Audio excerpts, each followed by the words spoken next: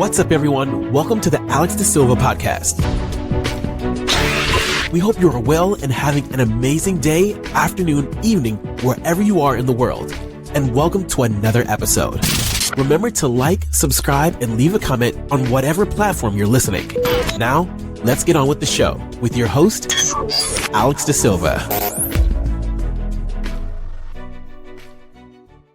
All right, we're here. We're live, and it's so good to be back, to be on another episode. And today I've got a wonderful guest, Christopher August. He is the CEO and founder of Guided Breathwork app, Beats and Breath.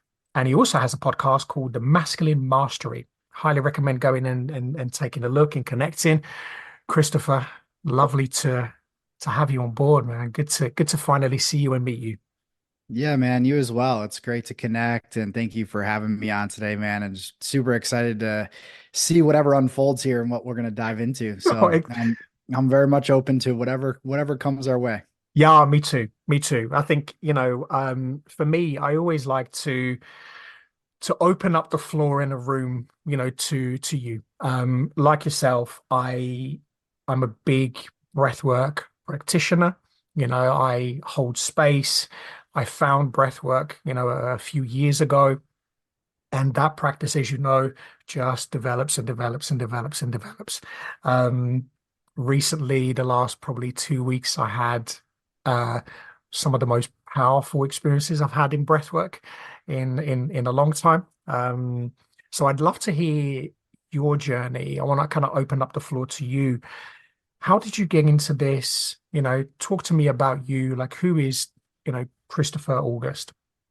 Yeah. It's been a very interesting journey, as we've all sort of had our own ways of discovering these different tools and practices that help to optimize and amplify our physical, mental, emotional, spiritual health. And for me personally, my journey started over a decade ago. I was working in the corporate world. I just finished my master's degree in business leadership, and I was at this global tech firm. And, in my mid-20s at that point, it's like, great on paper. It's like, I made it, right? I got a great salary job. I got a new car. I got a beautiful apartment. I get to take vacations here and there, get to travel for my job here and there.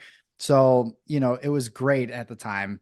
And most of my weekends were definitely on the more party side, going out to bars. I was also a DJ, right? So I was having a good time, but I hit a wall within myself where there was just this emptiness. There was just this, perpetual state of feeling stuck and lost. And I knew deep down that there was something more calling me, but I couldn't really quite put my finger on it. All I knew at the time was like, I just wanted to make a difference. I wanted to make an impact in some way. I wanted to travel the world, all of these things. And a few years before this, I was handed a book. Perhaps you've read it. It's a very popular book called Many Lives, Many Masters by Brian Weiss. And this book was gifted to me. And it was really sort of that opening that happened when that book came into my hands. As I read through it, there was a remembering that happened. There was this way of all of these things that I knew to be true, but kind of put together in this text around past lives and reincarnation, all these things that I was questioning. But to take it one step further, here I am in this environment where I just don't feel aligned, right? And I don't like people telling me what to do and all of these things. And I wanted to find a way out. So I was praying. I was just, show me the way, asking source, universe, show me the way. And so on the way home from my job one day, it was a Wednesday afternoon, I was driving on the highway and I saw a sign, and on the billboard, it said, "Are you ready to answer the call?" And in the bottom right-hand corner, it said sponsored by the Peace Corps. And so for anybody that doesn't know what the Peace Corps is, it's a governmental American grassroots organization that helps people in different countries, over 80 countries. You go over there, you serve as a health, business, agriculture, teaching English, whatever your assignment is. And so at the time, I didn't know what it was. So I went home and I Googled it. And was digging up all of this stuff, and I was like, wow, this is very interesting. I get to help others. I get to make an impact. I get to travel the world. I get to live in a different country, checking all the boxes. So long story short, I ended up applying for that experience. It took me a little over a year through all these tests. It's very rigorous. And I got accepted. I got a letter and it said, you have 7 days to decide. You've been accepted as a volunteer in Tanzania, Africa. And so at that point, said, well, I went through this process. There's no reason I shouldn't be doing this. Mm. And so I ended up telling them I'm willing to go. I'm ready to go. So 4 months later, I'm boarding a plane and I'm going to Tanzania, Africa with 35 other Americans. And I spent 2 years of my life there, working as a health and business volunteer and living in a small rural village. Nobody spoke English, no modern amenities, no running water.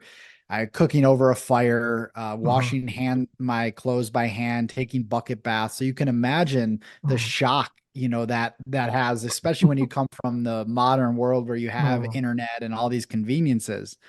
So, it was during that time, I was living very closely connected to the community there as well as to nature. And you don't really have much else to do but to read, to write, and to explore yourself. And Mhm. so I started to get into meditation and yoga. Uh, our Peace Corps volunteers, when we would meet up in different cities, we would exchange USB drives to like give each other movies and TV shows that we were watching. Mhm. But someone gave me a USB drive and it had this practice called Kundalini yoga on it. Mhm. And I was like, oh, what's Kundalini yoga? And so I started to dive into this practice. There was a series of videos, and that's when things started to click. And I was like, holy shit, because anybody that knows about Kundalini yoga, one of the core pillars is breath, Mhm. specifically breath of fire. Mhm. And by practicing this over and over again daily, I was starting to see these wild transformations. My dream states were enhanced, Mhm. my daily waking states were enhanced. And so that was sort of the catalyst. That was the beginning of my journey and starting to understand the power of breath and mixed with these Kriyas, of course. And so years later, as I leave the Peace Corps, I ended up getting certified in somatic coaching and energy work and breath work, herbalism, all of these things. Mhm. But the breath is the one piece that stuck. Right. Mhm. And I still do coaching and all of that, but breath work was that daily practice. It was that thing that really transformed me on such a deep level. And I knew that I had to teach this to others. And so that's a little bit about my backstory on how I got into it. And then, Mhm. fast forward to 2020, I met my business partner in Beats and Breath and Johnny. He's an incredible musician. And we created this technology and practice called sonic breathwork, which combines the primordial powers of breath and sound to Mhm. create healing and transformation within. Mhm. And yeah, it's been quite a journey, and I'm happy to expand on more, but I'll leave it there for now. Yeah, no, that's incredible. I love that. Just how we get connected to the breath. And I don't want to miss out on this, but it's so interesting you said about many lives, many masters. About an hour ago, my wife and my older son were all sat having some lunch, and we were talking about that very same book.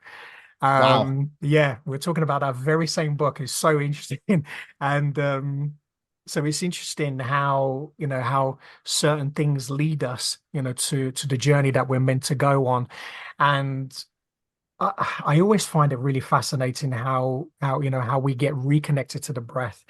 But what always makes me laugh, and it is probably maybe, find some similarity in this as well, is isn't it interesting that you don't realize that the most powerful thing that you have is already within you? It's the first thing you take when you're born. It's the last thing that you take when you go home, so to speak. And I interviewed one of my mentors and someone that I that's how I kind of got qualified, Dan Brule. And Mhm. I Yeah, no, Dan. interviewed, Yep. yeah, so I interviewed Dan a little while back, and we were kind of just in this flow of conversation. And I said to him, one of the things I've discovered, throughout the years of practicing is, we are our own medicine cabinet. Everything that we need is already here in this mind, body, spirit complex. Every single thing that we need.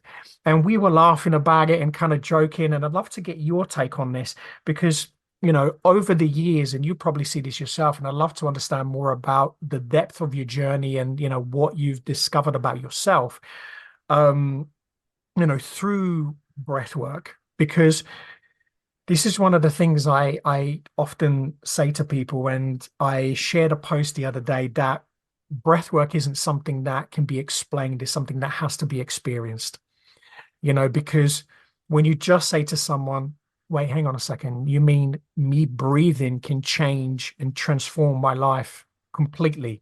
And I was like, yeah, absolutely. And you mean like I've got trauma, from childhood, things that I need to work through. And you're telling me that me breathing through that is going to help me. And I'm like, yeah, it will. And I think for some people, until they've been through it, it just can't be explained, and how's your journey been, with breath work, because it is transformation. And I'd love to kind of hear from you and sort of get your take on that. Mm, yeah, yeah, it is. It's more of that direct experience is what you're talking about, right? It's like having that felt, pure, visceral experience with the breath. And when you feel it, you're like, oh, I get what everybody's talking about now, right? But in Mm, its simplest form, the way I like to explain breath work, right? It's literally an active form of meditation that's using your consciousness, your intention to breathe in certain rhythms in certain ways to create transformation. And, for me personally and my journey, what I began to notice, and just on a very, very basic level, everybody can relate to this. And what I'm about to say is that everybody in this world is in somewhat of a fight or flight response, meaning you're operating from a sympathetic state in which your nervous system is always activated, mm, thus creating stress, anxiety, overwhelm, and so forth. And when you begin to slow down your breath and you begin to work with your breath consciously and tune into how you're breathing, is your breathing shallow? Is it deep? How is the rhythm of your breath? And the deeper you breathe, the more you're slowing down into that parasympathetic state, which you become more calm, centered, focused, and grounded. And, most people, that's like the first thing they feel. If you just do 5 minutes, three mm, minutes of slow, steady breathing, you will feel a complete difference and a shift in your mind and also the way in which you're feeling in your body and all of that. And so, just on a basic level, you can feel that quite quickly. Now, if you were to continue to practice breath work, and as you've alluded to and talked about, you begin to see the subtler things that happen, specifically when it comes to emotional release, right? And so, if we look at the body complex, and the body itself is a wise, intelligent mechanism mm, that we often undermine and undervalue. We just don't really think about our bodies. We just put all this shit in it. We do all of these things to our bodies that abuse it. But when we begin to tune in with our bodies, and what I think the breath does the best is it brings awareness to the areas in which we're holding stored energy and tension. mm, And when we begin to bring awareness to these areas, we begin to feel, and our feeling is our superpower. mm, And so much of our day is in the mind, in the left analytical, logical mind, where we're not focused on what we're feeling. But when you begin to bring awareness to what you're feeling, you begin to stir up the energy that might have been stored from 20 years ago when you had an experience and you didn't know how to process that wound or that trauma that happened. And now it's stuck within the energetic field as well as in the body. And so, what the breath can do so intelligently, and what I like to explain is it's almost like plant medicine, where the plant has its sort of its own intelligence and consciousness. Well, so does the breath. When mm, you breathe and you surrender to the breath, it goes to the areas that need healing the most, mm, and therefore brings up all of that energy and allows you to sort of purify and at times purge that out, right? Whether mm, I've seen that happen physically, I've seen some pretty wild experiences over facilitating over thousands of sessions. Sometimes that happens through crying, laughing, shaking, yawning, all of these ways in which the body can let go of that energy that's in there. And as a result, you begin to feel lighter, clearer, and more free within yourself. And so, I guess, I mean, there's so many different avenues to touch on, because then you can go into more of the spiritual aspect of breathing, right? And we can talk about how breathing is breathing source, God, universe. It's Mm, breathing all of life. And when mhm, you're connected to that, you're connecting the heaven and earth, and you begin to reach higher states of consciousness in which you can begin to then create your reality from. And that's where manifestation comes into breathwork. I mean, there's so many different. mhm. I'm actually writing a book right now on these different aspects of breathing, but it's quite profound and quite vast of a topic. Oh, it really is. And the thing is,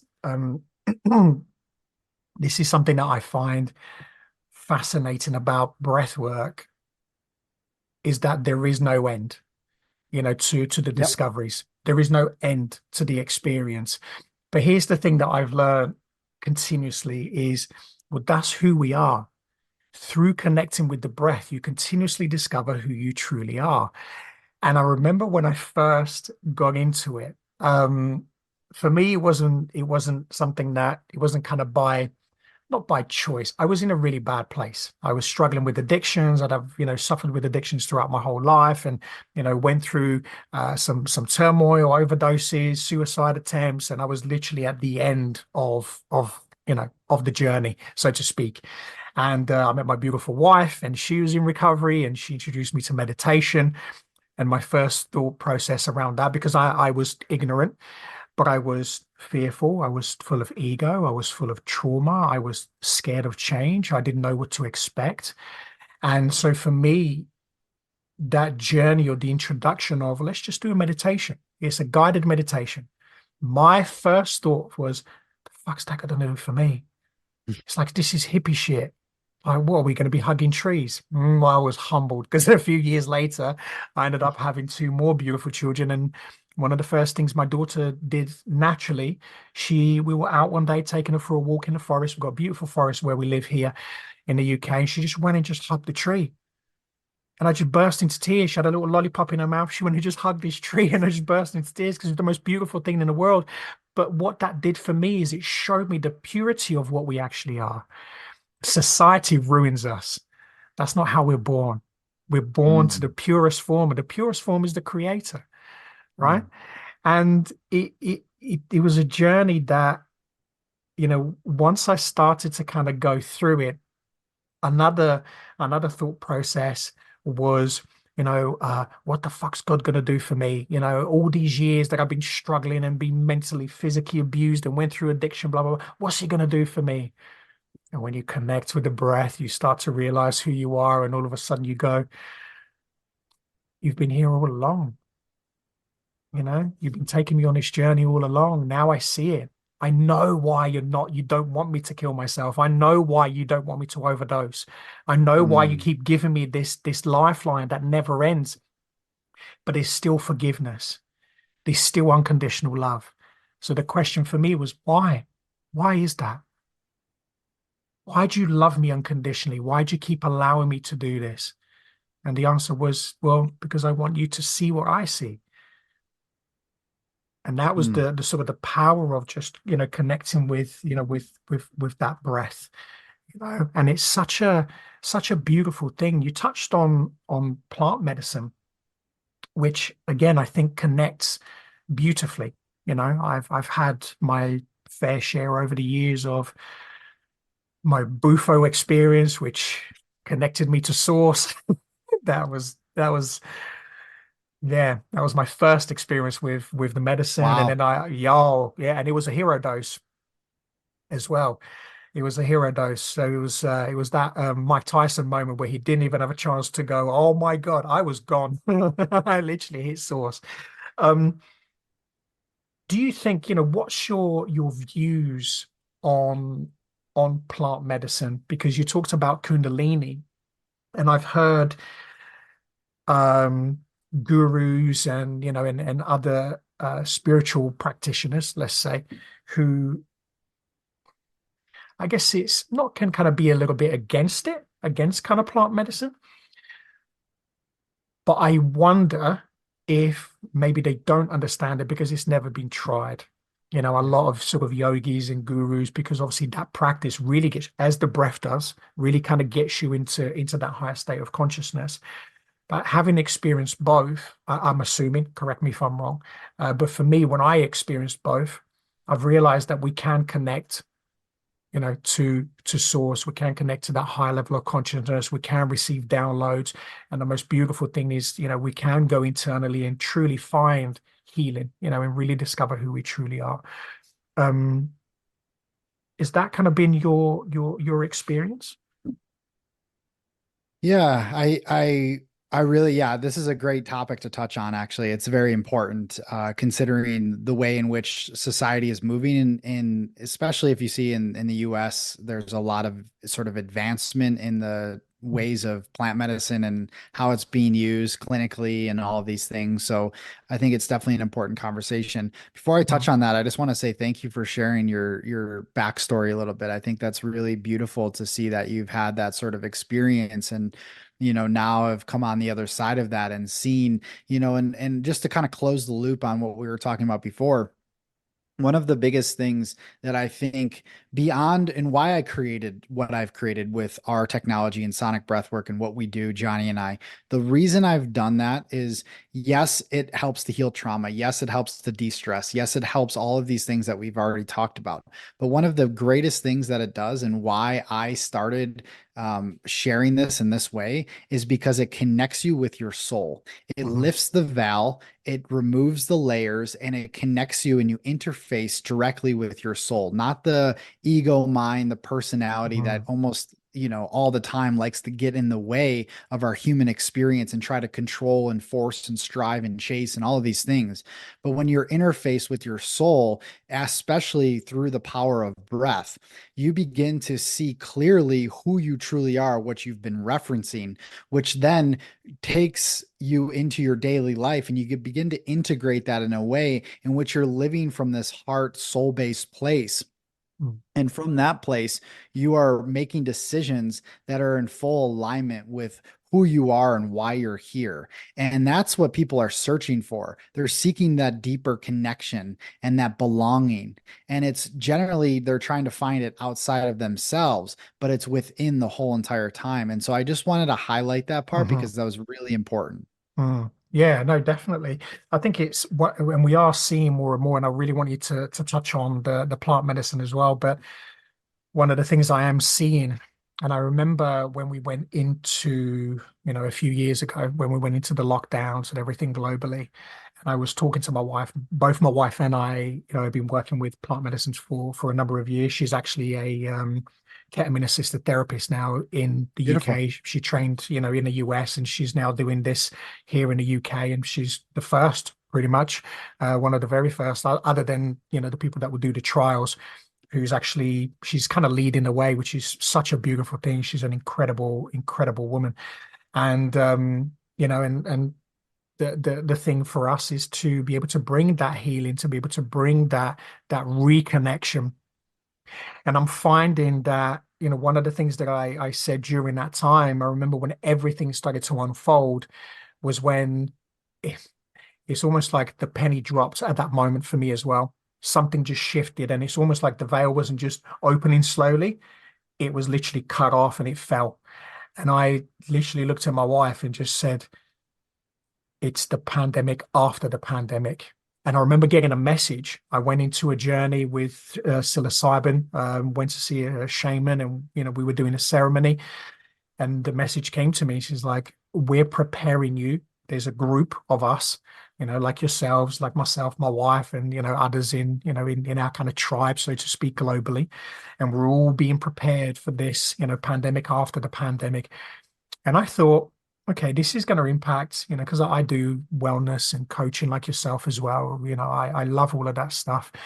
And I was like, okay, so what can I do? But I didn't realize what was going to unfold afterwards with, all the communities and all this division. And now we're seeing everything that's happening now. And I'm going, you didn't bring this to the table back then. You could have shown me some of this stuff too, right?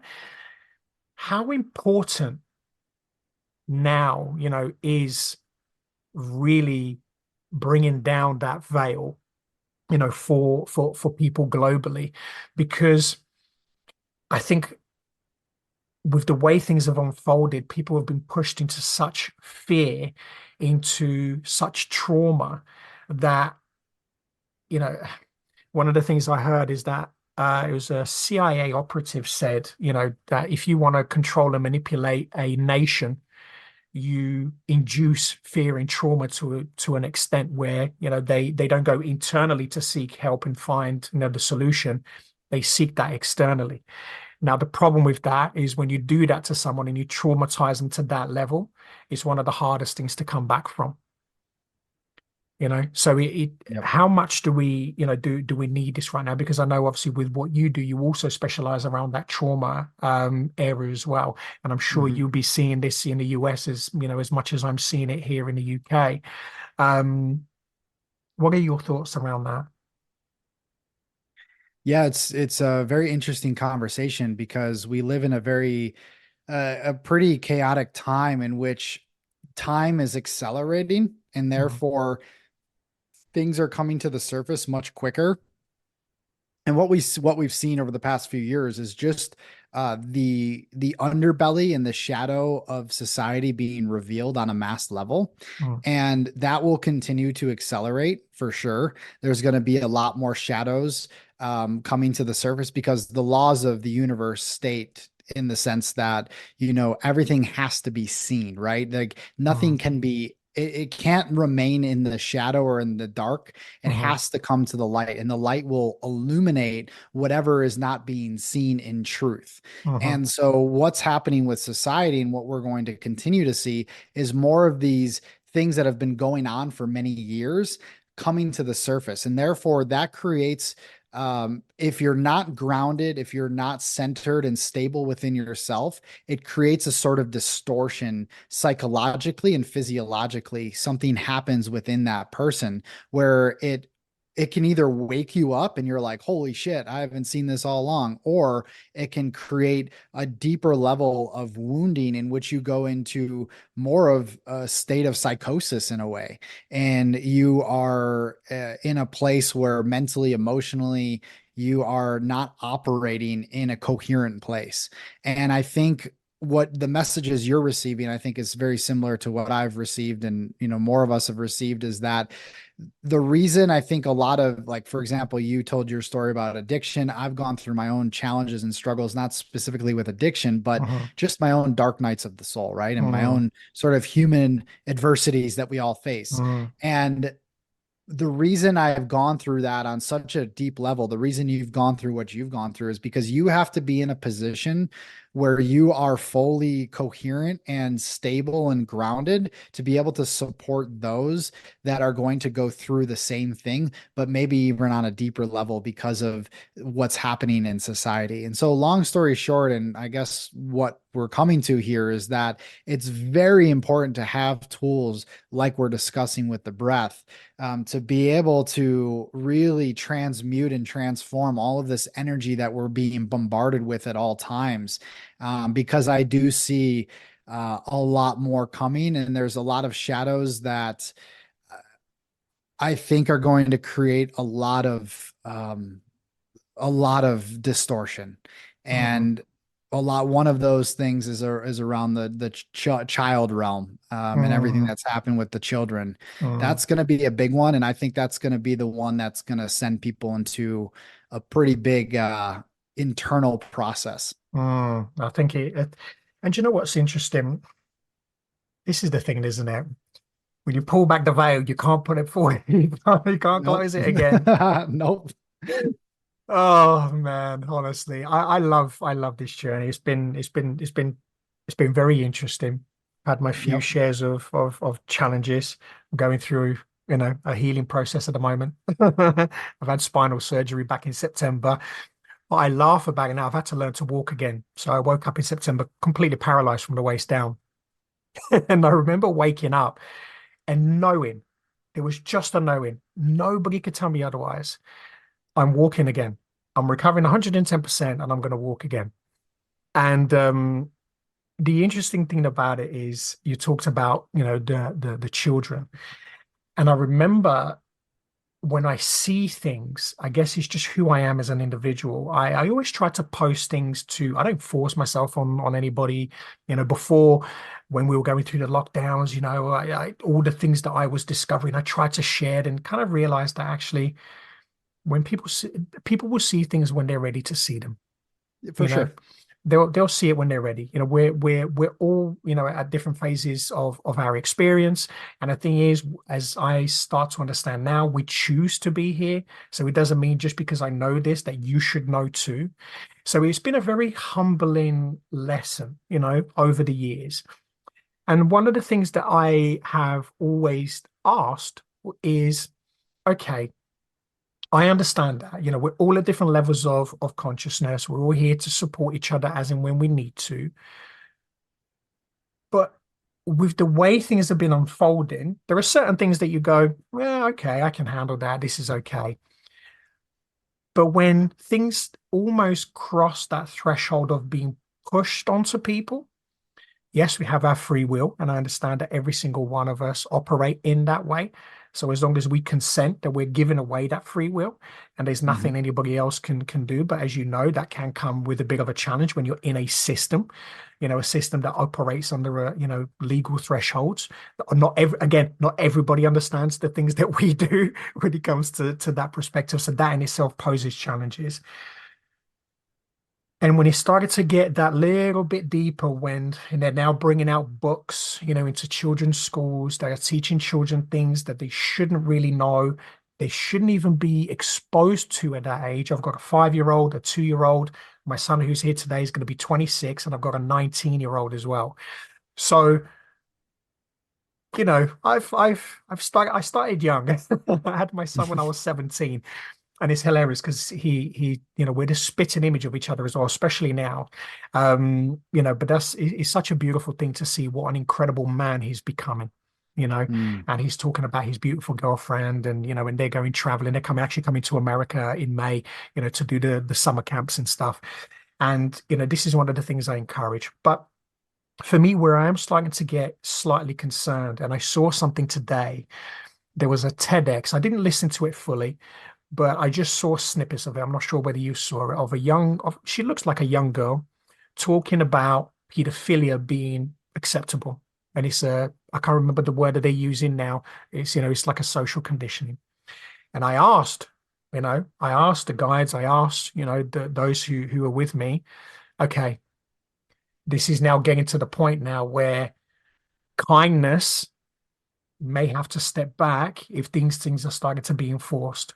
Because I had a conversation with my son, and I said, we were talking about this earlier on today, and I said to him, look, you know what I'm like. I love you guys unconditionally. I love humanity unconditionally. I know it's hard. I struggle with it sometimes, being that kind of person that really connects with the heart center.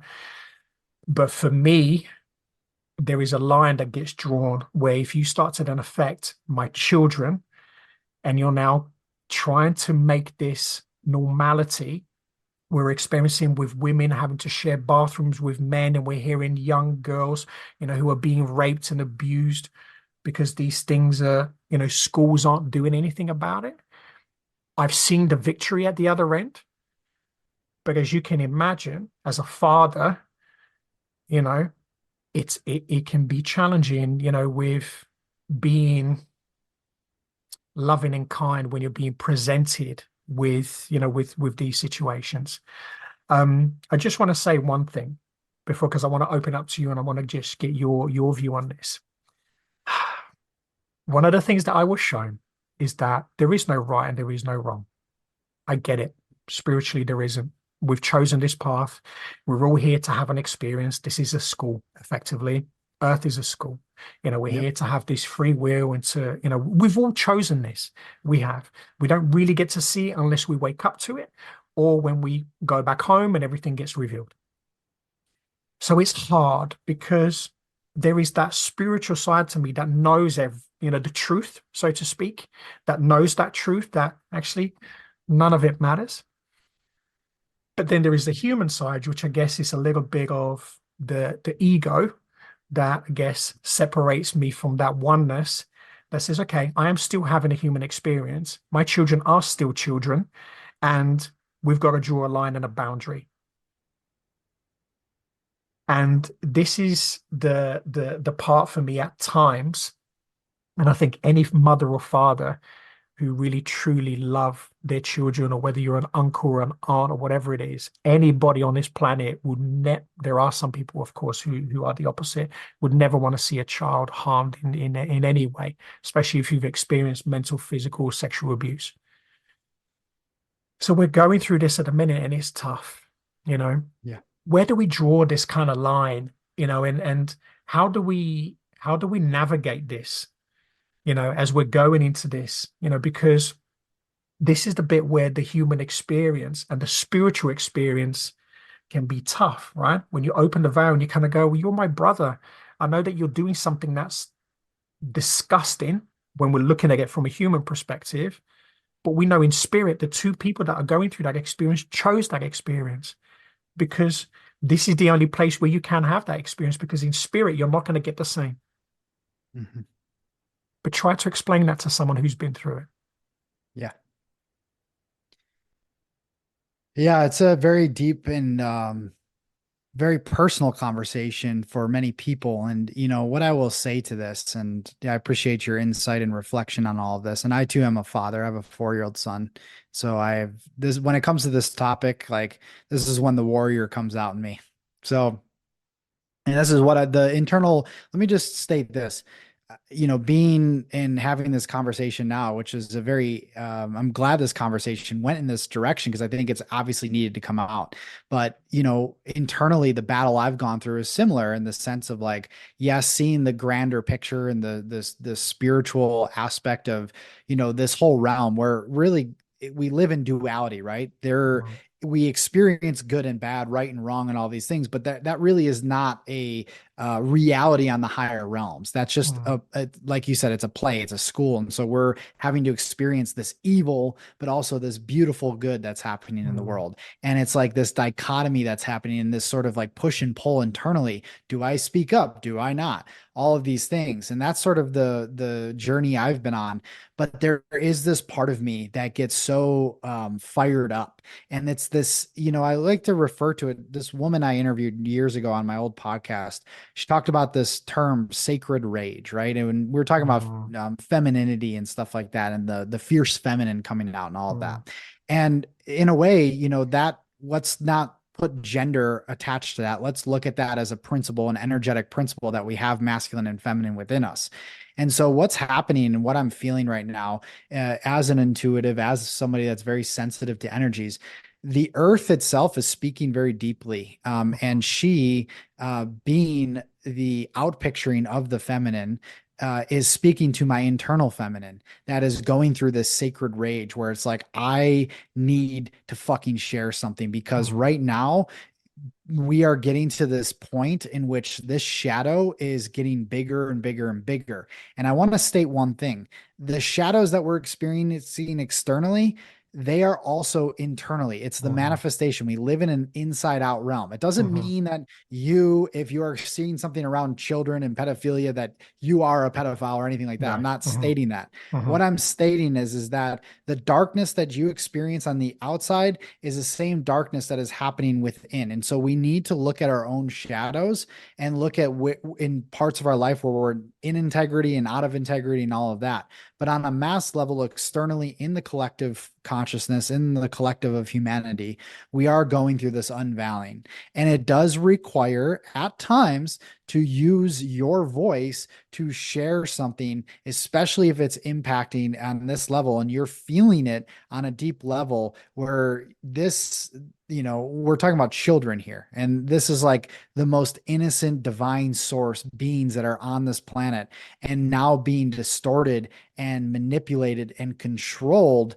And that in itself affects all of humanity. It affects the energetics of humanity on a big level, because if you get to the children, it has a ripple effect all the way through. It creates trauma early on. And therefore you see, for example, like, how many women, I swear every woman I've talked to, it's like they've had some form of sexual abuse or some form of, manipulation by a man that has not fully looked at himself or has any sort of integration at all. And again, this conversation goes so deep, but the point is that first looking internally, looking at our own shadows, our own darkness, bringing light and love and compassion to those parts of ourselves that are still in the dark. And then two, if you feel called, using your voice in a way that, yes, it may be perceived as anger, but doing it in a way that still is bringing this compassionate fire to it. Mm, And absolutely. there's a very fine line there. And Mm, everybody has to go through their journey with that. And I too am going through my own journey with that. When to share, when not to share, all of these things. mm, But it's almost crossed the line at this point where it's like getting to be too much, and more voices of men that are doing the work, especially, need to be heard and shared. Those mm, brothers that are doing this inner work, like yourself, mm, using your voice to really be that steward, that protector of the feminine, of the mm, planet, of the children, and so forth. Because that's our core duty, our core role as a man. mm. I completely agree. I'd like to ask you, this is not going to be a what's a woman, what's a man? Like, it's not one of those kind of questions, but Mm, I shared something online today, maybe yesterday. Actually, no, it's a poster I shared a few days ago. I made a comment on a post, and more and more people sort of liked it and agreed, and and then eventually you start to get, you always get one or two that make some kind of comment. And a Yep. guy basically said, somewhere along the lines of, so, are you the guy that kind of defines manhood for every man? And I went, no. I said, that's down to you as the man. Who am I to turn around and say that this is what a man is? But I think intuitively, and I think we also know that even within our brotherhood, even within manhood, there is a shift happening. And Mm, you know as well as I do that as we continue to grow spiritually, you know, certain areas of us have to shift with it as well. And I think this is that part where I think you talked a little bit about that struggle. I'm struggling with it a little bit at the moment, with all of these things that are happening where there is that pull now because the planet is in its fourth density, which is love, light, in service to others. That's the evolution of the planet. And as we continue to evolve, we either evolve with it or we don't. But as you're evolving with that, it comes with that sort of level of responsibility, mm. for the family and, and to stay true to being a man. I'd love to get your answer on this. What is a man to you? What is being a man? What is being a father? What is being a husband? What is being that? Because we are essentially leaders, and this is not in which I'm sure we can touch on as well. There is this now. Oh, my son mentioned it. The toxic masculinity and toxic femininity. You're a toxic person. That's kind of what I've learned. You can't stamp that on every single man on the planet. I did a breathwork session last week. I was the only man in the room, and and it's so interesting what you touched on about traumas experiencing, sorry, females experiencing trauma. And I was literally sat in between a load of women, and my wife was across from me, and about three women shared, and it came to me. And by the time it came to me, I literally just turned to them all and just said, men can be fucking pricks sometimes. They can. But that's not my definition of a man. And I sort of explained what that meant to me. What does that mean to you as we're moving forward now, especially in these times, as things continue to move forward? What's your take on how we can be the most effective, to bring the best solution to what's going on at the moment? Mm.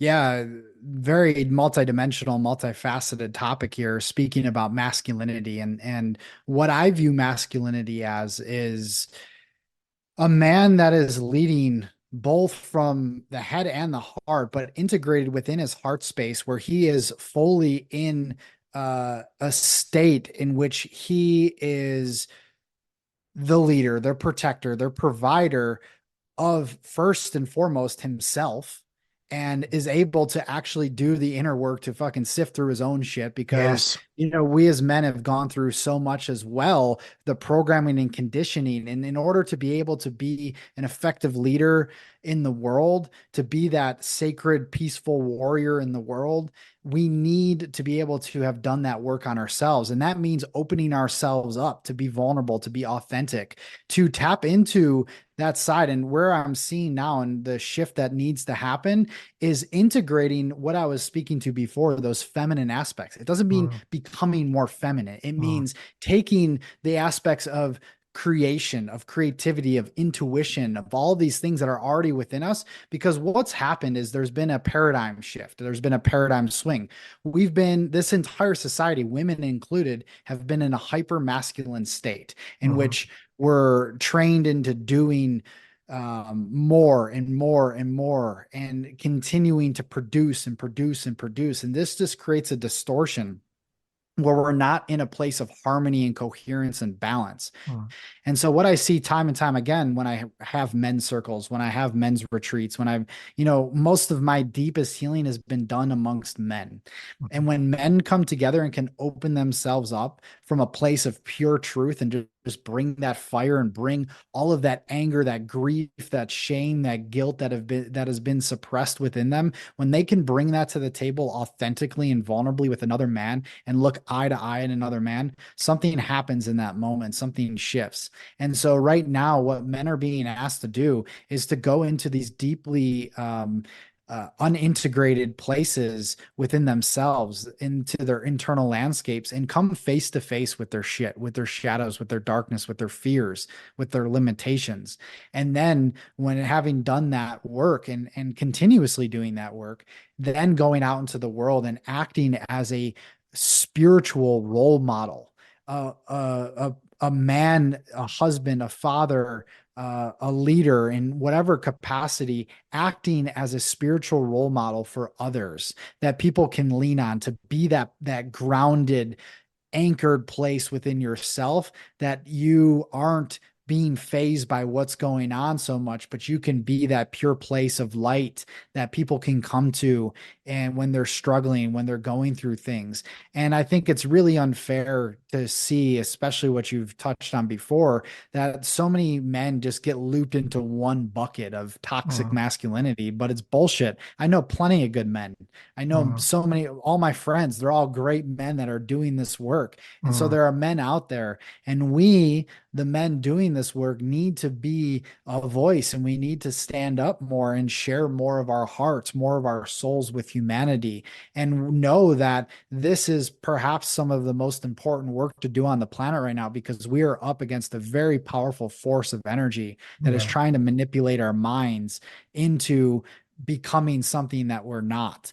And Mm. so there's so much here. I get fired up about this. So I'm glad you asked. Oh man, listen, keep going. I love this stuff because I think it's important that that we get this stuff out now. You know, Yeah. it's got to the point for me where I was talking to my wife and my son on the way here, and I said to them, "There's just like an internal fire in me. I'm a fire sign anyway, so there's like this entire fire in me, and that's just like I just don't care anymore.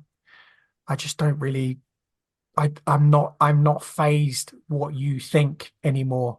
I've been through so much in my life, even with what's been going on now, that I'm just too busy living a great life to give a shit what you think. Do you know what I mean? I can't walk, unless I have crutches, but I am living my best life. I'm rebuilding a life that I never thought was possible.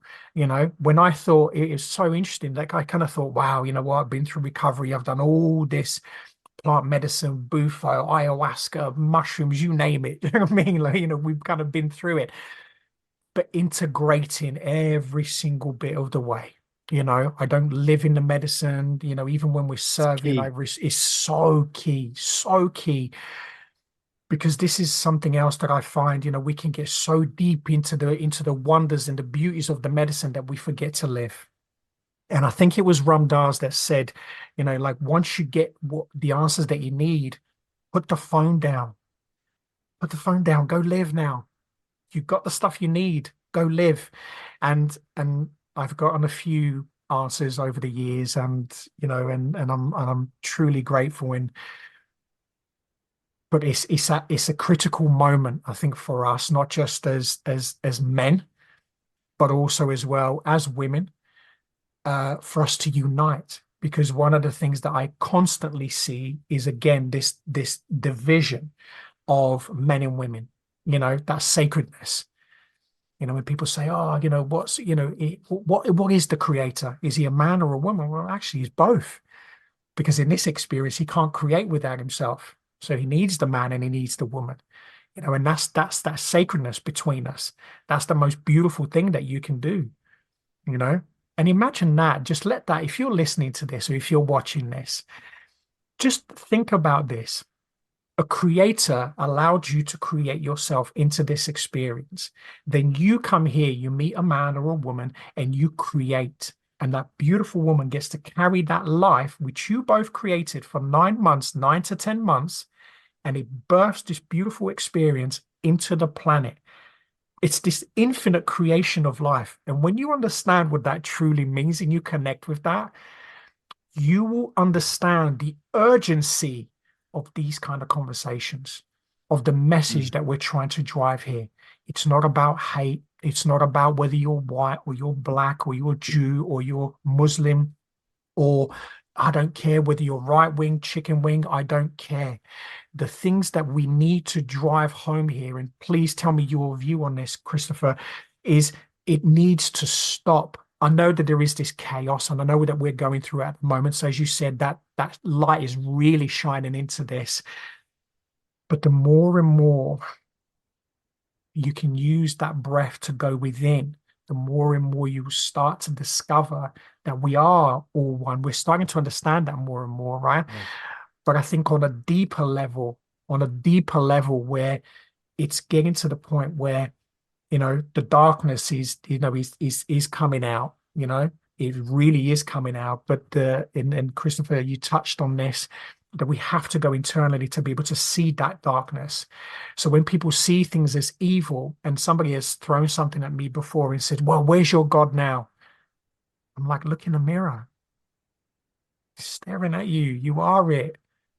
How do we change this? Where's your God now? And I went, what are you going to do about it? How are you going to change? And these are the questions I invite you to answer yourself that question. Ask yourself internally, what can I do better? What do I need to change? Because just because dark things are happening and those people are creating it doesn't mean that you are not capable of them. The fact, as Christopher touched on, the fact that we can see it means that there is a possibility that we can do it too.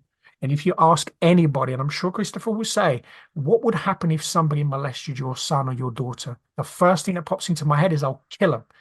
And that would be every single mother and father. But and please tell me if I'm wrong in this. How does that make you different from the other perpetrator? If you're willing to go that dark, to take someone's life. And this is that turmoil, right? And I'd love to get your take on this, because again, this is where it can really bring more chaos, more anger for people, and people who don't really understand it can go into you're defending it. I'll never defend something like that. What I'm trying to do as a collective, because this is what we are, we're collective consciousness. Have you ever read The Law of One? Oh, of course. Love that book. Talk about honestly, that book for me was just, it's beautiful. And, it talks about that, us as a collective consciousness to be able to come together. And this is the challenge now. This is where we can come together to really make not just an impact now, but in the future of who we are as a humanity. Look, what I think it all comes down to, and what I feel this whole conversation, which has been beautifully, I love how the way it's unfolded. What is needed the most right now is to connect with our own humanness. And why I say that is because let's just take the spiritual community, for example. Everybody's trying to transcend, ascend, and reach higher states of consciousness. That's great. You will return there. You will be there once again. But what we need right now the most is descension. And I say this because we need to descend into our humanness, into our feeling sense, into our emotional awareness and states to be able to then ascend. But the process of descension is going through the grief. It's going through the anger. It's going through the shame. It's going through the guilt. It's going through all of the things that we don't want to feel. And when we can do that, when we can go into those places that are uncomfortable, that cause discomfort, that cause pain within us, and we can come face to face with that and shine that light on that, that is when we become stronger, more resilient. That is when we step into our power, into our authority, into our leadership. But we can't bypass it any longer. We can't just set it aside and say this doesn't exist. We need to go directly to it, and we need to find and tap into that source that is within us, because underneath all of that, underneath all of the shadows, underneath all of the darkness is the gifts. And those are the gifts that we then take and we emanate, we use in service to others in the world. But we cannot go and step aside from that. We have to go directly into it. And we have to, once we do that, we are able to then see our external reality begin to morph and shift, because we are living in many parallel realities at once. Everything you think, everything you feel, everything you believe creates a world. And so when you go and do this deeper level of work and inquiry, and you go within yourself, you are essentially shifting energy, which then you are shifting vibrational states, and therefore creating the different worlds that you live in on a daily basis. And as a result, people, opportunities, resources, all of these things begin to show themselves as a result of you doing this. So it is the most important work. If there's anything to stress from this conversation, yes, it's to go out into the world. It's to use your voice, to be in your passion, to live your truth. But it is also your duty, your sacred responsibility to go within yourself and do this work. And as a result, everything else will shift because of that. Absolutely. And what do you think because I think a lot of people, and one of the things that I'm seeing as well is no battle, no war, no fight is ever won. Because you're fighting fear with fear, anger with anger, unless you're having a conversation and you come to a solution, which is then coming from a place of love, kindness, compassion, and that's when we can then thrive. And because we're going through this turmoil, there seems to be a lot of fear, a lot of anger, a lot of frustration. And when people are speaking out, sometimes that energy can be, leaked, because that's what we're exchanging, right? We're exchanging that energy, some people consciously, some people unconsciously. The biggest fear that we see, that I've seen here in the UK, I'm not sure if it's kind of the same where you are. The biggest fear when people are talking to me, sometimes I say certain things and, someone might message me or someone might say to me, yeah, I completely agree with you. And I'm like, well, why don't you say something? Like, well, I'm just always worried about what other people are going to think, or they're worried about their job, or they're worried about their family or their friends, because it's the community, isn't it? It's the old tribal mentality where people have been, and now it's a bigger problem because it's not a tribe anymore. Now it's a global society that we're living under this system that has been governed, in different countries. And it's almost that the fear is, if you speak out against it, everyone's going to turn their back on you. Canceled. Yeah, this is it. Canceled. Yeah. Yeah. What's your thought process around that? Because we all do need to speak up. And when and this is where it comes into the spiritual element, the breathwork element, and I guess connecting in mind, body, spirit, to still put out that message, but we doing it without fear, doing it without shame, doing it without guilt, and understanding that no matter what happens to you, you will find a tribe. you will never be cast out and be on your own, because I think that's people's biggest fears. Mm. It is and I'm glad you brought that up. And at the core of all human desire, as a coach yourself, me doing this work, psychologically, you start to understand the programs running within humanity, and you start to understand the core of human desires. And at the core of human desires is to be accepted, to be heard, to belong, to be loved, right? That's what we all desire. And so when we're going against sort of the status quo in a way, and we're speaking against that, we're essentially psychologically, perhaps unconsciously, putting ourselves at risk for people to turn against us and us not have the support that we desire, the belonging, the acceptance we desire. And so we're going to do everything we can to avert that from happening. And so from just a pure psychological standpoint, that's why humans don't do that. Not to mention from a grand society point, we've been programmed to not speak up, to not share our truth, to be complacent, to be small, to do all of these things. That's what we've been taught since we've been small.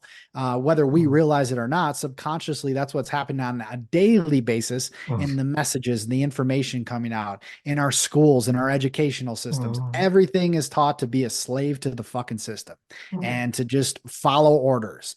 But what happens when people break free from that?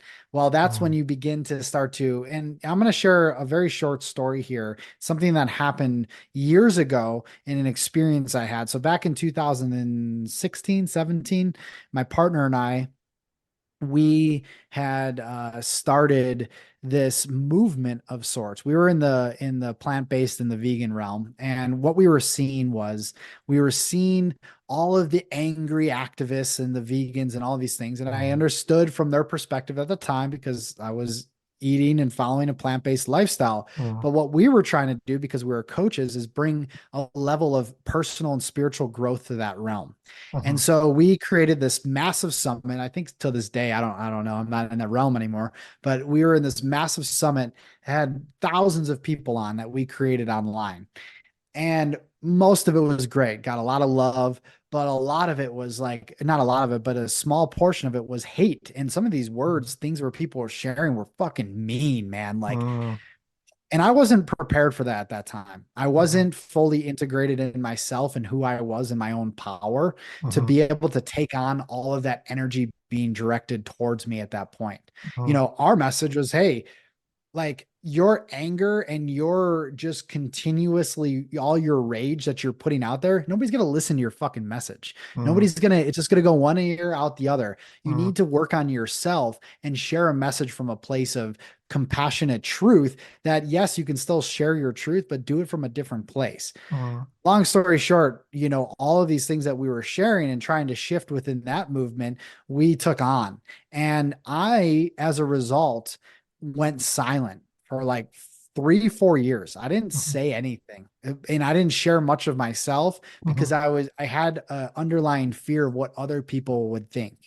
And it was a beautiful testing moment for me because it actually showed me the parts of myself that were in a place of abandonment and rejection, which that core wound of rejection, which is one of the main core wounds of humanity, that in itself was rearing its head. And so I had to really recover from that and really find that place of power within myself. Whereas now I don't give a fuck what I say. If I say something and it provokes you, beautiful. That's a place for you to go in and inquire about why you're provoked or why you're triggered about what I said. Absolutely. So and now it feels like anytime I share something and I think about what I share, I don't just say things off the cuff. I really give thought and heart into what I put out there. But if I do say something and somebody comes back, I can compassionately work with them and get them to see like, hey, this isn't mine. This isn't me saying something. This is something to do with you and something that's happening inside of yourself. I just happen to be the catalyst for you. Right. So that's the way I look at it now. I don't know if that answered your question, but I just felt called to share that. Yeah, no, I love that. And it's so true because you talked about, veganism and we're seeing it now, that you've got the vegan movement, the carnivore movement, or you're a veggie, or you're like, just be intuitive with yourself. It's just, That's it, it. man. This is it. This is it. And this is what I've learned myself, because I went from I grew up in Brazil, so we eat meat, Yep. but I've also eat rice and vegetables and salads and loads of fruits. And I came here and went through a little bit more kind of growing up of we'd only eat chicken on a Sunday because my auntie was veggie. She'd eat fish and she'd eat some chicken. And that was kind of the story. Throughout my life, I've kind of always had a bit of a balanced diet. And over the years, my wife and I decided to go vegan, the Mhm. Game Changer on Netflix. We were like, maybe we should give this a go. And we did it for a few years. Didn't work for me, didn't really work for her. And we sort of changed up a little bit. And one of the things I've always noticed, you talked about, the extreme, there's always an extreme somewhere. And one of the things that I've discovered, I did the carnivore for a number of times. It helped me with my stomach. I've always had really bad stomach issues, and I had to kind of stop the vegan stuff because it was really making it worse for me, unfortunately. But what I did in the end, I found a nice balance, and it's worked for me. And I've discovered that, you know, extremism is a lack of self-inquiry. This is one of the things that I've discovered, and I've been through it myself, of sometimes being a little bit judgmental. And I see it sometimes in society that people just get so pissed off and angry about the smallest little things.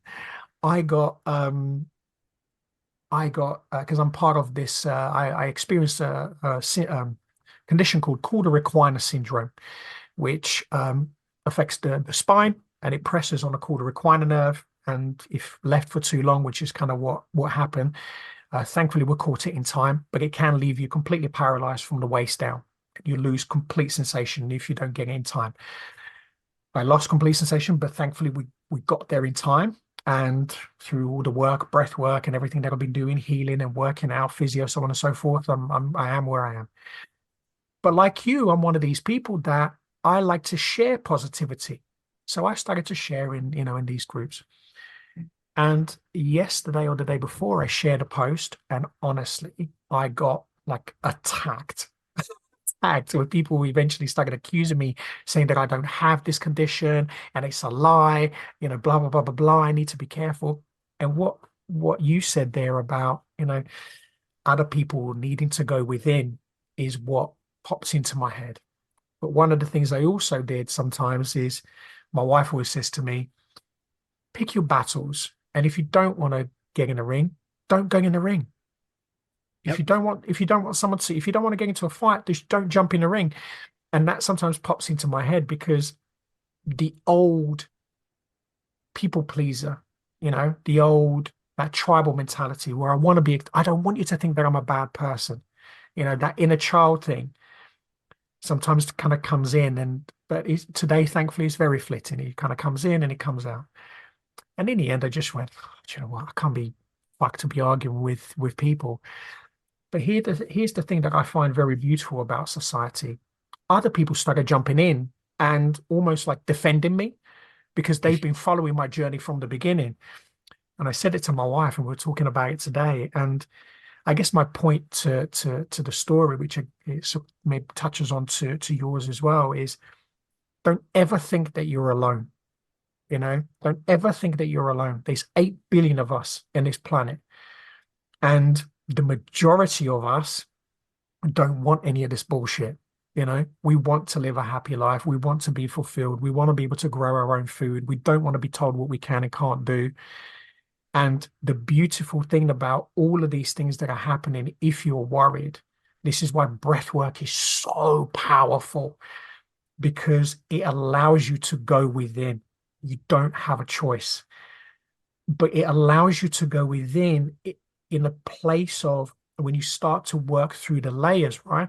You start to go through the layers, which in our human time is 10 to 15 minutes. And you go through those first layers. The rest, if you allow yourself to let go, it's bliss. Bliss in the sense that you're going to experience what needs to be experienced, and the body, the mind, body, spirit will connect and shine through the things that need to be looked at. If you allow yourself to overcome through fear, just like what's going on in the world right now, you will see not only the light, but you will find wonder, you Yeah. know, and it's so important right now, that you truly connect with people like Christopher, and others out there who are sharing, beautiful messages, who have, that knowledge around breath work that can take you on this journey, that can show you the way so you can ripple effect, this incredible medicine, you know. And think about it from this perspective. I saw this beautiful message. I won't do it justice. It was a priest, had this whole room full of CEOs crying like children. And he was talking about, if you don't believe in God, if you're an atheist, just think about the words Yahweh. When you breathe in Yah. When you breathe out way. Close your eyes and do that as a meditation. Just use those words. Honestly, I remember when I started doing it, I burst into tears. There is something to do with that allows you to connect into a place that you cannot describe with words. And unfortunately for us, our language has been completely mumbled up. This is something that happened thousands and thousands of years ago, which is why we all have different languages. And you will start to learn and realize these things, that the reason we've all been broken up, we've all been separated, is to create this chaos. You think these things have been happening, over the last 50 years? This has been repeated over and over and over and over again. But they figured something out which was almost perfect to them, almost perfect. The part that they're missing is the heart center, because unfortunately, what they've created is perfect. Is perfect in a society that allows people to grow, to learn, to grow, to develop. If this society was to work in a way that we can all flourish, 1% of the world's population wouldn't have 99% of the world's wealth. Because the thing is, and we can see it now, how all this money, so it's not even money, let's say it's currency, that's the truth of it, because it doesn't have any actual value. It has zero value, but they can keep printing it and printing it and printing it. And I've heard something being said, that now apparently, our children and our grandchildren and our great grandchildren are going to be paying this debt. And I went, based on fucking what? It has Yeah. no value. But you know what it is? It's energetically. Yep. Energetically, they'll keep stripping you, because what they do is they'll consume from you. They'll consume your mind. They'll consume your body. Eventually, they want to take your spirit. And they get you to buy things, to be in fear, to be angry at each other, to be divided, whether you're a vegan, whether you're carnivore, whether you support a football team or an American football, or whatever it is, what color you are now, what pronouns you want to use or you don't want to use. It's all sucking the energy out of you. My wife says it beautifully. I said, you're leaking energy. Yep. Yeah, it's like an incubus. It's just sucking away all of the energy it's an energetic vampire. Yeah. And I think if we were to kind of bring things full circle here, it's that one of the most important things we can do, aside and a part of going within ourselves, is what I'm about to say. It's reconnecting with your life force energy, with your power. When you can reconnect to that source that is streaming within you, flowing within you at all times, the breath is the ultimate tool, in my opinion, to reconnect with that power. Plant medicine also has a way of doing that, but really reconnecting with it and living from that core, living from that place, because you can't be fucking swayed either way. You can't be swayed into there's always going to be an attempt of division and separation, but you can see and go beyond that if you are stable and grounded within yourself, if you are grounded in your core power. And from that place, you're unfuckwithable. Nothing can mess with you from that place. So there's nothing to be, I spent years kind of like, especially early on when I was getting into all the conspiracies and all of these things, which it's like great to see all these things. And I still love a good conspiracy, Yeah. but you know, the thing is that I used to put myself into a place of worry and fear where Mm, it's like, oh, fuck, all this was going to happen. And it's like I was externalizing so much and giving my power away to everything mm, else outside of myself.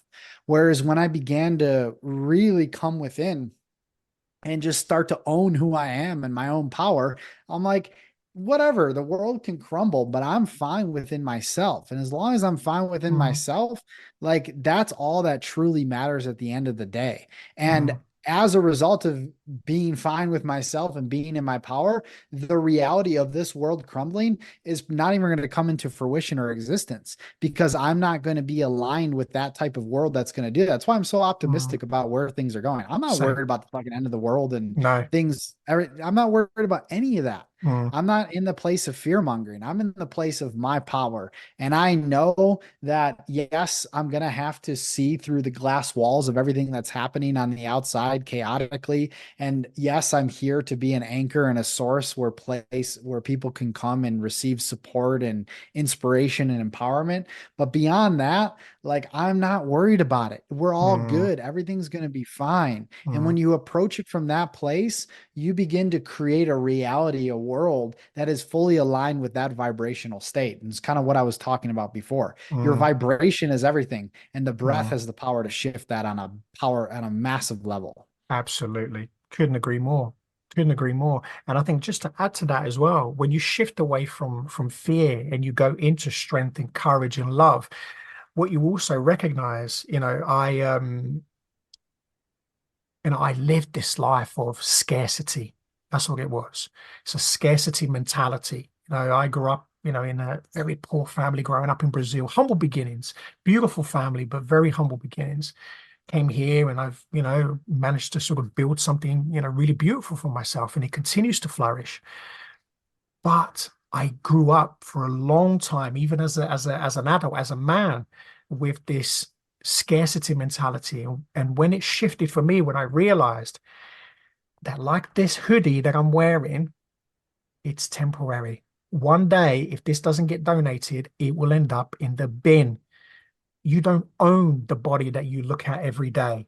This is a temporary vessel that we get to have a human experience in. And we hold on to this thing like like it means the world. It doesn't mean anything. Your job is to look after your mind, body, spirit to the best of your ability. Fuel this thing to the best of your ability. Fuel it with unconditional love, because the brain, which is the most powerful thing on the planet, remembers and stores everything. And when you go within and you connect with the brain and the heart and you start to then connect with everything else, you're now creating stories, you're now creating memories, you're creating things that not only are you're teaching to your own children, but this goes beyond, because you understand that, yes, this is temporary. And as Christopher was saying, none of this really matters, but you are such a powerful individual. And I'm going to say it, you are a God. And this Yep. is how we were viewed previously. We are gods. And some of you may laugh again, go, oh, no, here we go, he's gone mad. But you don't know that until you realize it. Why are you a God?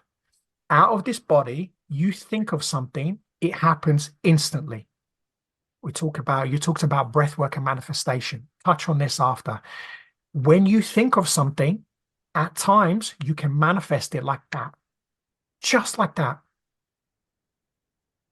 There are certain things that may take a little bit longer, but you can visually see this thing clear as day.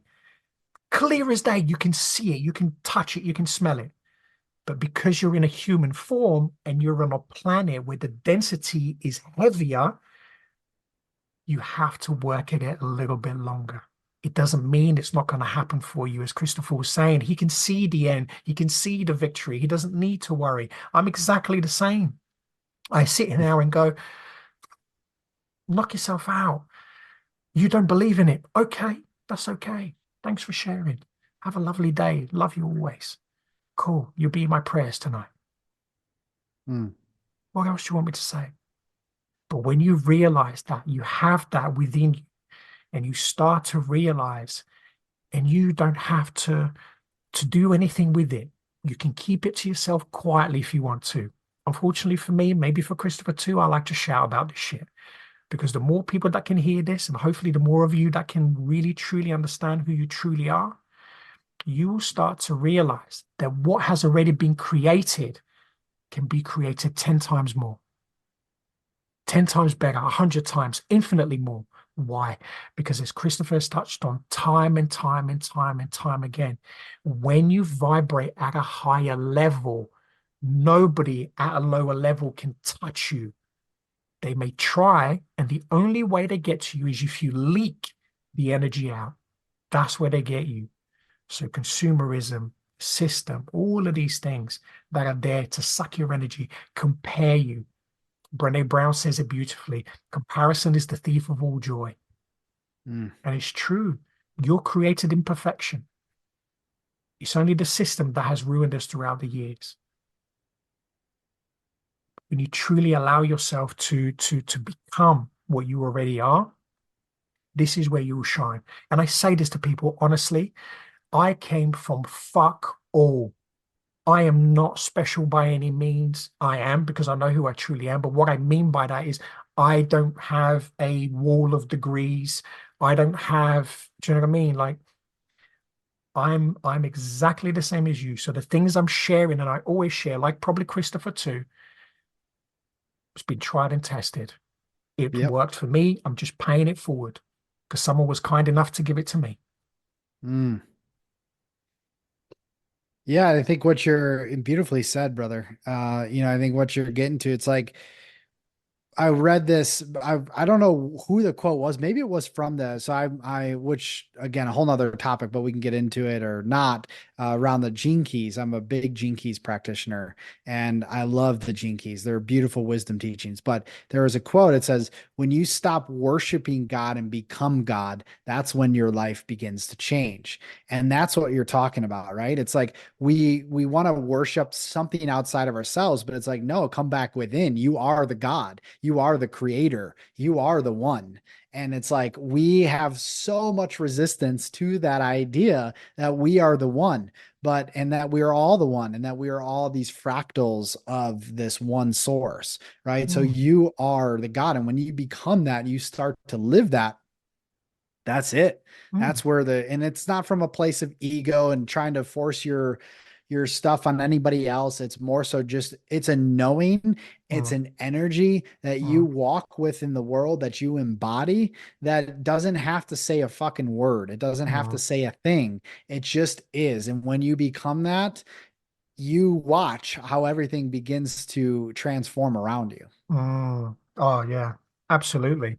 Talk to me about this practice. It sounds I haven't actually heard of it. So Oh, yeah, okay. yeah.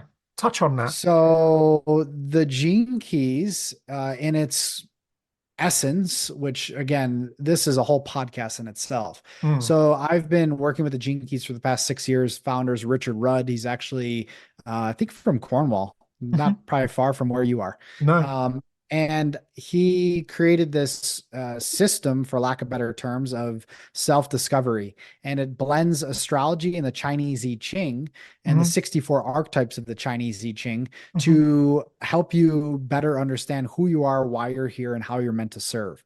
And the premise of the gene keys is that within your genetic code, within your DNA, are these codes, these gifts that are, when contemplated and inquired, when you begin to do this work, they unlock and you realize and you become more of who you are and you begin to share more of your gifts. So there's 64 gene keys that are based on the 64 archetypes of the I Ching. And each gene key has 3 frequencies. There's a shadow frequency, a gift frequency, and a city frequency. Hmm. City being the highest flowering or potential of that archetype.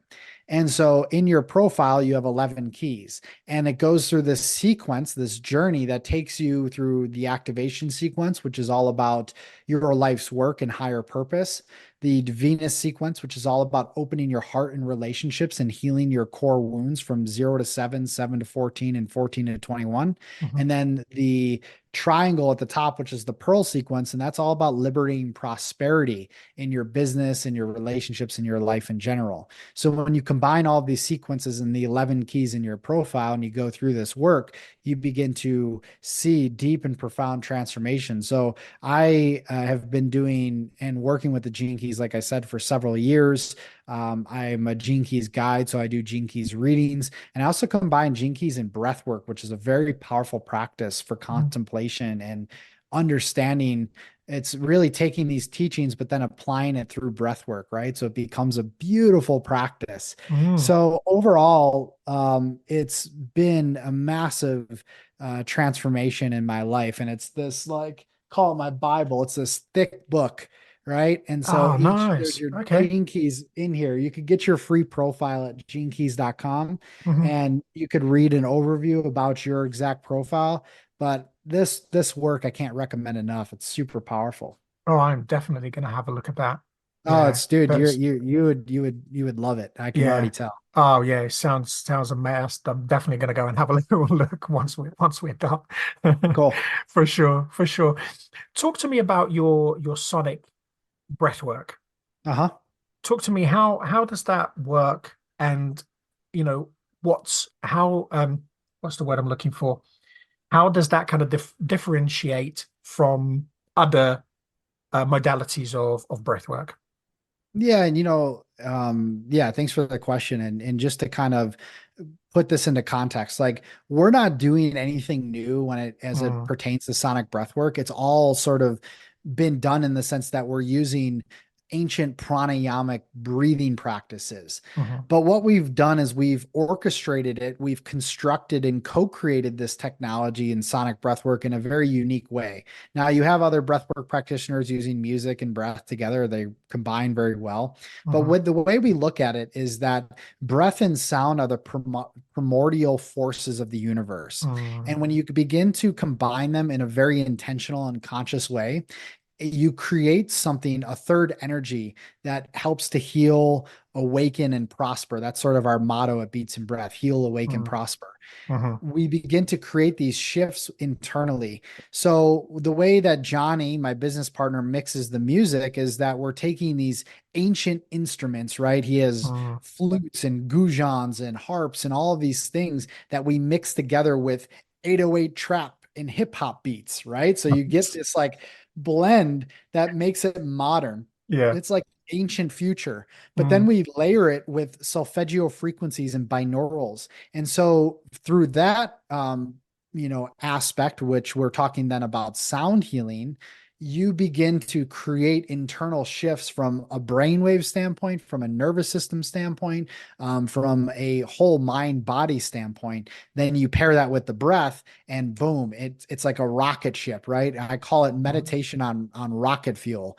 It yeah. just sends you to a new place. And so, yeah, we've had a lot of fun creating this together. And what I've seen throughout the years now and testing this and facilitating this medicine in many spaces is Mm, just the profound healing and transformations that take place. I get messages pretty much every single day from people, and I'm humbled to receive these messages of people saying, they've healed what feels like hundreds of years of trauma. They've mm, had profound breakthroughs of clarity and on their purpose and why they're here. And they've had inner actions with their ancestors, right? Like, just mm, so many different things that it's like, wow, it's a really amazing when you are put pure intention into creation and what you do, and to mm, see the outpicturing of that. And so I don't take sort of like claim of it. I just sort of and say that I'm a channel and conduit for the medicine, and know that I've been put on this planet for a very specific reason. And I just own that. And mm. that in itself then creates a ripple effect. I stand back and allow it to happen, but I'm grateful for the creation and what it's come to. Oh man, that's beautiful. Where can people find you, Christopher? People want to Yeah. talk to you, they want to reach out to you, they want to get to the app and possibly experience what you do. How can people reach out to you? Yeah, so if people want to download the app, it's free to download on iOS and Android. It's called Beats in Breath. You can go to beatsinbreath.com. Find us on Instagram. If you want to reach out to me personally, Instagram's great at Christopher_August or my website, ChristopherAugust.co. And yeah, I mean, everything can be found through those pretty much. Yeah. Final words of wisdom. If you Mm. had to leave the world, what would be your message? Hmm. One of the number one things that come through is remembering your power, remembering to breathe, remembering the sacredness of your breath and what that does for you and what that can do for you to heal, to catalyze, to bring you into the knowingness, the remembrance of who you truly are. And above all else, remembering to love yourself, to bring compassion to yourself, to allow all parts of yourselves to be fully seen, and to bring your full self to the world in every given moment, whether that's your energy you're emitting, your essence that you're emitting, walking through the streets, or sharing your voice and your gifts with the world, and knowing that you came here for a very specific purpose and that those gifts are meant to be shared with others, and that those gifts are meant to be used in service to the collective evolution of humanity, and that all of us are bringing a very unique part of ourselves to this world to help ourselves and to help others expand into the greatest versions of themselves, and that you have everything, every single thing you need within yourself. And if there's something that you need on the outside, whether it's more love, abundance, prosperity, peace, all of that, that can be found first within. And when you can find that within, you will find that without. Perfect. Thank you so much, brother, for being part of this journey. Thank you so much Mm. for coming on today, man. It's really, really, really beautiful to share this space with you today, and I hope we get to do it again. I really Mm. hope we get to do it again. Guys, I hope that you've enjoyed today's episode, and go and connect with Christopher, and let's connect again on the next episode. And I'll see you guys very, very soon. Take care. Thanks for listening. And if you want to find out more about how you can overcome issues caused by mental health, go to alexdasilva.co.uk. That's www.alexdasilva.co.uk. See you on the next one. Be great, be fantastic, and be absolutely phenomenal. Take care.